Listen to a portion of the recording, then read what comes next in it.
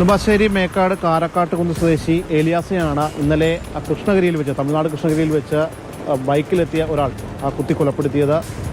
ഇന്നലെ പുലർച്ചയോടുകൂടിയായിരുന്നു ഈ സംഭവം. അതിനുശേഷം പിന്നീട് അക്രമി കടന്നുകളയുകയായിരുന്നു. എന്തായാലും പോലീസ് അക്രമിക്ക് പിന്നാലെ ഉണ്ട് എന്ന് തന്നെയാണ് അറിയാൻ കഴിയുന്നത്. അവിടുത്തെ റോബറി സംഘങ്ങളാണ് ഇത്തരത്തിൽ ഇങ്ങനെയൊരു സംഭവം നടത്തിയത് എന്നാണ് പോലീസിൻ്റെയും മറ്റുമൊക്കെ പ്രാഥമിക നിഗമനം. ഇപ്പോൾ നമ്മോടൊപ്പം ഏലിയാസിൻ്റെ കുടുംബം ചേരുന്നു.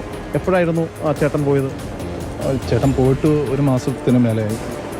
ചേട്ടൻ അവിടെ രാമക്കൽ എന്ന് പറയുന്ന തമിഴ്നാടിൻ്റെ ട്രാൻസ്പോർട്ട് കമ്പനിയിലാണ് വർക്ക് ചെയ്യുന്നത്. അപ്പോൾ ആൾക്ക് ലോഡ് ട്രാൻസ്പോർട്ടിംഗ് ആണ്.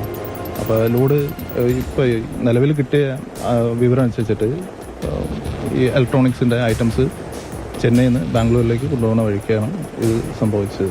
ചെന്നൈയിൽ നിന്ന് ബാംഗ്ലൂർക്ക് പോകുന്നതിൻ്റെ ഇടയ്ക്ക് വെച്ചിട്ട് ആളൊന്ന് റെസ്റ്റ് ചെയ്യാനായിട്ട് ചാവടിക്ക് ഇറങ്ങുന്നു. പെട്ടെന്നൊരു സംഘം വരുന്നു. പെട്ടെന്ന് ഒരു ആക്സിഡൻറ്റിൽ ഒരു കുത്ത് വരുന്നു. അതാണ് TV ദൃശ്യത്തിൽ നമുക്ക് കാണാൻ കഴിയുന്നത്. എന്തായാലും സുഹൃത്തുക്കളെ കൂടി ചേരുന്നു. ഈ ഒരു സംഭവം അവിടെയൊക്കെ ഇങ്ങനെ റോബറി സംഘങ്ങളൊക്കെ സജീവമായിട്ടുള്ള പ്രദേശമാണെന്ന് തോന്നുന്നു.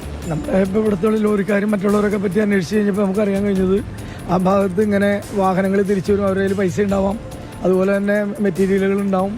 ഇത് അടിച്ചെടുക്കാനുള്ള ശ്രമത്തിൻ്റെ ഭാഗമായിട്ടാണ് വന്നേക്കണത്. പിന്നെ പുലർച്ചെ 2 മണിക്കായതുകൊണ്ട് വേറെ ആളുകളുടെ അത്ര ശല്യമില്ല. ഏലിയാസ് ഒറ്റയ്ക്ക് ഉണ്ടായിരുന്നല്ലോ. ഏലിയാസ് ഒറ്റയ്ക്കാണ് ഇത് കൊണ്ടുപോയത്, ക്ലീനർ ഉണ്ടായില്ല. ഏലിയാസിന് ഒരു കുട്ടിയുണ്ട്, ഡിവോഴ്സ്ഡ് ആണ്. ഇപ്പോൾ നിലവിലിപ്പോൾ കുട്ടി 9ാം ക്ലാസ് കഴിഞ്ഞു. ഈ കാണുന്നതാണ് ഏലിയാസിൻ്റെ വീട്.